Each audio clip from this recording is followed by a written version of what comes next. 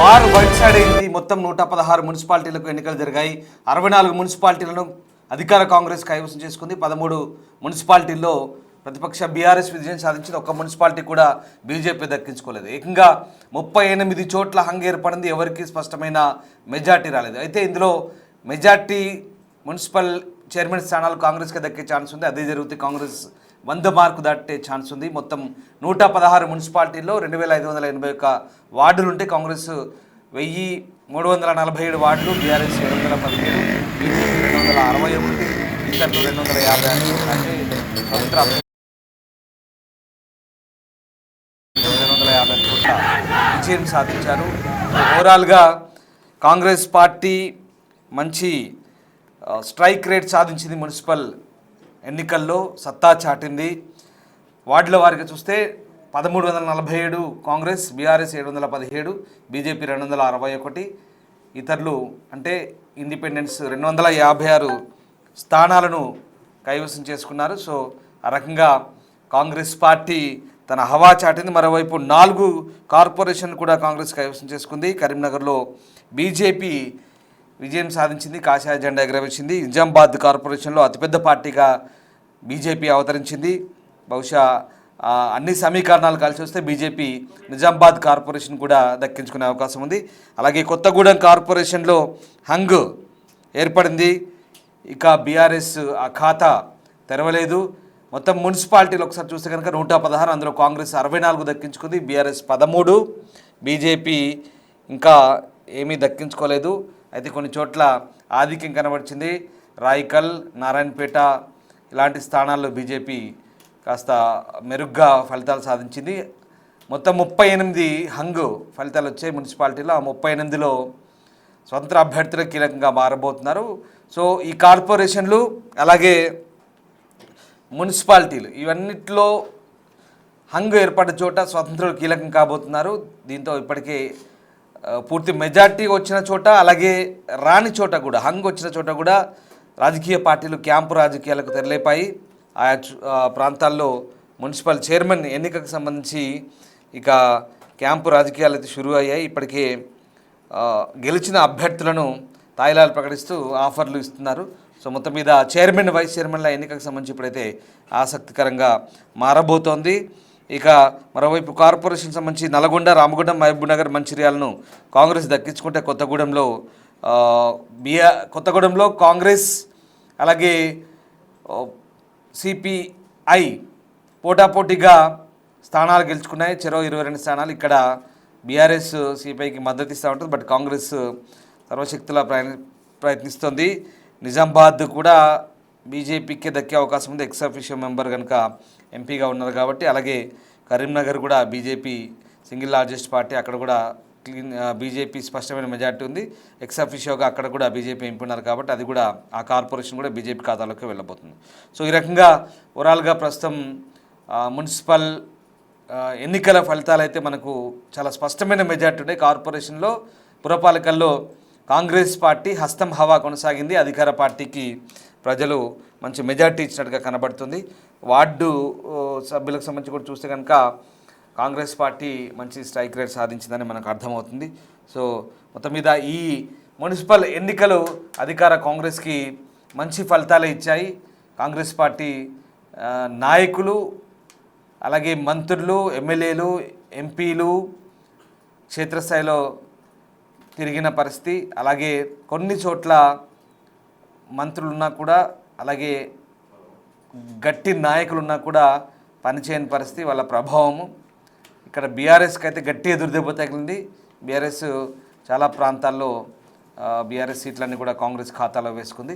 So ఓవరాల్గా BJP కూడా పెద్ద ప్రభావం ఏం చూపలేదు.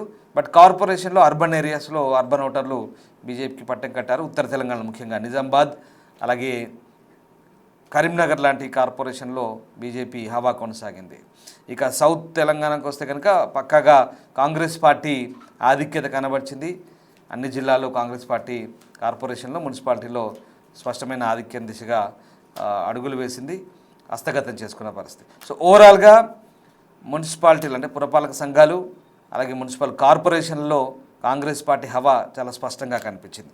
మా కొలీగ్ శ్రవణ్ నాతో జాయిన్ అవుతున్నారు. శ్రవణ్, ఆ, ఈ మున్సిపాలిటీకి సంబంధించి తెలంగాణ వ్యాప్తంగా జరిగిన మున్సిపల్ ఎన్నికల్లో ఇటు పురపాలక సంఘాలు అటు కార్పొరేషన్ రెండింటిలో కూడా నగరపాలక సంస్థల్లో కూడా రెండింటిలో కాంగ్రెస్ పార్టీ స్పష్టమైన ఆధిక్యత కనబరిచింది. మెజార్టీ స్థానాలు దక్కించుకున్నట్టుగా మనకు అర్థమవుతుంది. సో ఓవరాల్గా ఇప్పటికైతే దాదాపుగా ఓట్ల లెక్కింపు పూర్తయినట్టేనా, ఇంకా ఏమైనా క్లారిటీ రావాల్సి ఉందా? ఇప్పుడు ఉన్నటువంటి సిచ్యువేషన్లో ఓవరాల్గా కాంగ్రెస్ పార్టీ అలాగే బీఆర్ఎస్ బీజేపీ ఈ మూడు పార్టీలకు సంబంధించి ఎట్లాంటి టోటల్గా చెప్పాలంటే కనుక ఓవరాల్గా ఎట్లాంటి సిచ్యువేషన్ ఉంది, ప్రస్తుతం ఏ పరిస్థితుల్లో ఉన్నాయి, ప్రస్తుతం దీనికి సంబంధించిన అప్డేట్స్ ఏంటి?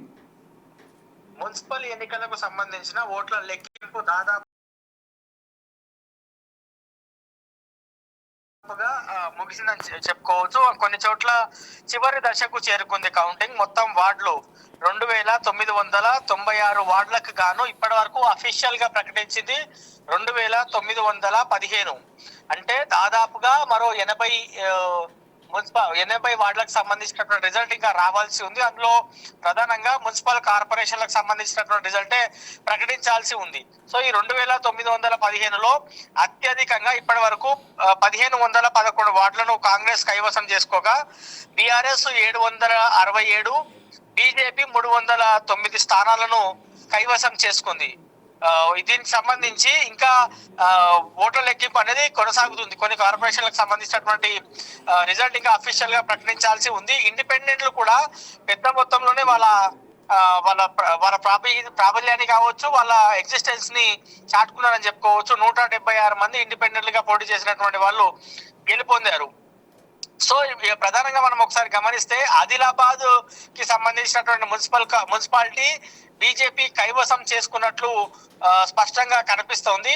దాంతో పాటు మున్సిపల్ కార్పొరేషన్ నిజామాబాద్ తో పాటు కరీంనగర్ కి సంబంధించిన కార్పొరేషన్ వాళ్ళు కైవసం చేసుకున్నట్లు కనిపిస్తుంది. కానీ అఫీషియల్ గా ఇంకా ఎలక్షన్ కమిషన్ కి సంబంధించినటువంటి టీ పోల్ అనేటువంటి యాప్ లో ఇంకా అప్లోడ్ చేయలేదు. పూర్తి స్థాయిలో దానికి సంబంధించిన రిజల్ట్స్ ఇంకా ప్రకటించాల్సి ఉంది. బీఆర్ఎస్ ఒక సిరిసిల్లతో పాటు సంగారెడ్డి ఇలాంటి ప్రాంతాల్లో కొన్ని చోట్ల వాళ్ళ ఆధిక్యాన్ని కనబరిచారు. కానీ దాదాపుగా రాష్ట్ర వ్యాప్తంగా ఉన్నటువంటి దాదాపుగా అన్ని మున్సిపాలిటీల్లో మున్సిపల్ కార్పొరేషన్స్ లో కాంగ్రెస్ ఆధిక్యం స్పష్టంగా కనిపించింది. గజ్వేల్లో మొత్తం 20 వార్డులకు గాను 11 వార్డులు బీఆర్ఎస్ కైవసం చేసుకోగా కాంగ్రెస్ 7 వార్డులను కైవసం చేసుకుంది. గజ్వేల్లో ఒక వార్డు బీజేపీ కైవసం చేసుకుంది.